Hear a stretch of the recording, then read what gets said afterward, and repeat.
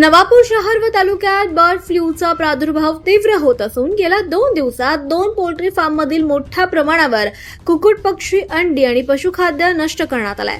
पशुसंवर्धन विभागाच्या पथकानं आतापर्यंत सुमारे 44,665 कुक्कुट पक्षी, 39,380 अंडी तसंच सुमारे 58,000 किलो पशुखाद्य नष्ट केलंय। आज तिसऱ्या दिवशी देखील कलिंग ऑपरेशन सुरू ठेवण्यात आलंय।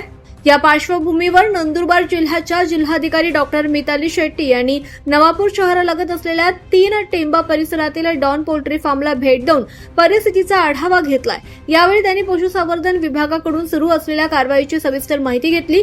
कलिंग प्रक्रियेदरम्यान घेतली जाणारी काळजी, जैव सुरक्षा उपाययोजना तसंच संसर्ग रोखण्यासाठी करण्यात येणाऱ्या उपाययोजनांची तपासणी सुद्धा त्यांनी केली आहे।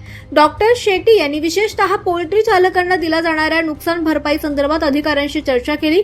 बाधित पक्षी, अंडी आणि पशुखाद्य नष्ट केल्याबद्दल प्रशासनाकडून दिल्या जाणाऱ्या आर्थिक मदतीची प्रक्रिया जलद आणि पारदर्शक ठेवण्याच्या सूचना त्यांनी दिल्या। यावेळी पशुसंवर्धन विभागाचे अधिकारी, महसूल विभागाचे कर्मचारी तसंच पोलीस प्रशासन उपस्थित होते। प्रशासनाकडून परिसरात सतर्कता वाढवण्यात आली असून नागरिकांनी अफवांवर विश्वास न ठेवता प्रशासनाच्या सूचनांचं पालन करावं असं आवाहन करण्यात आलंय। दरम्यान बर्ड फ्लूचा प्रादुर्भाव रोखण्यासाठी बाधित परिसरात निर्बंध लागू करण्यात आलेत। पोल्ट्री व्यावसायिकांना आवश्यक त्या सर्व सूचनाही देण्यात आल्यात।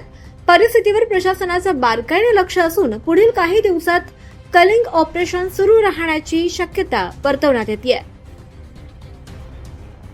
नमस्ते। आज 3 टेंबामध्ये डॉन पोल्ट्री फार्म नवापूरचे जे आहे तिथे व्हिजिट दिली। आपल्या 30 तारखेला जे बर्ड फ्लू डिटेक्ट झाला होता त्याच्या अनुषंगाने आपली 25 रॅपिड रिस्पॉन्स टीम स्टेट मार्फत इथे उपस्थित आहे। जवळपास 150 लोक आर हिअर आणि टीमसोबत चर्चा केली। त्यांचे जे लॉजिस्टिकल इश्यूज आहेत किंवा फार्मर्सचे जे कॉम्पेन्सेशनचे इश्यूज आहेत त्याच्याबद्दल चर्चा झाली।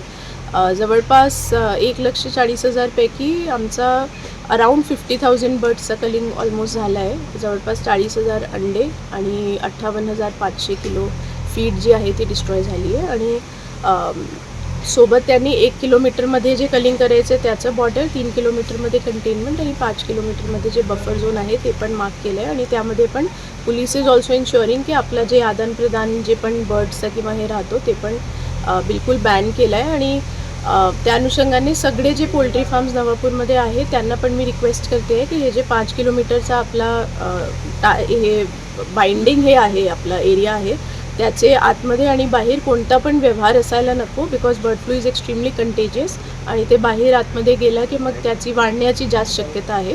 सो लेट अस ट्राय आवर बेस्ट की आपल्याकडे एक एरियामध्ये जे निघालं आहे त्याला आपण कंटेन करण्याचा प्रयत्न करू।